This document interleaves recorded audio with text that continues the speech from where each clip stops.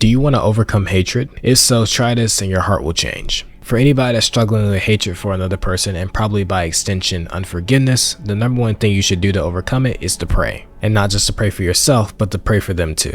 And in part, the reason for why this is so useful and helpful is because, for one, it helps to humanize them. Oftentimes when we have real beef against somebody, we dehumanize them. And we treat them as if they can only do wrong things and only bad things can source from that type of person. But when you begin to pray for them and pray for their struggles and their issues and that God does certain things in their lives, it begins to humanize them again. And you start to think things like, perhaps they're no different than me. And you should also begin to recognize too as well that some of the things you may be led in prayer for that person are the same things you get to pray over yourself. And it begins to humble you and bring you low a little bit, because you're just saying this person I have hatred towards also has the same problems as me. And prayer in and of itself also is an act of humility. Sometimes the reason for why we continue in hatred towards people is because we're prideful and we think that we're better than other people, and because we're better than other people, we're justified in our hatred. But naturally, of course, as you begin to pray for other people and begin to pray over yourself, you're going to be humbled and brought low. And again, that idea of this person has the same problems as me is going to help to humble you and bring you low and help you get off your high horse. But doing good to those who have done terrible things to you is going to help to soften our heart and your heart.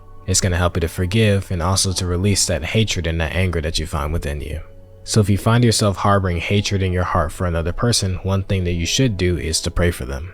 And God is going to use that time of you praying for them to begin to soften the heart of your heart towards them as well. So I hope that this helped and that this can be of use to you. If you want more content like this, just go and drop a sub or a follow. And if you want to hear more teachings from me that are outside of short form content, I want to recommend you join my Bible classes every single Thursday, 8 o'clock p.m. Eastern on Google Meets.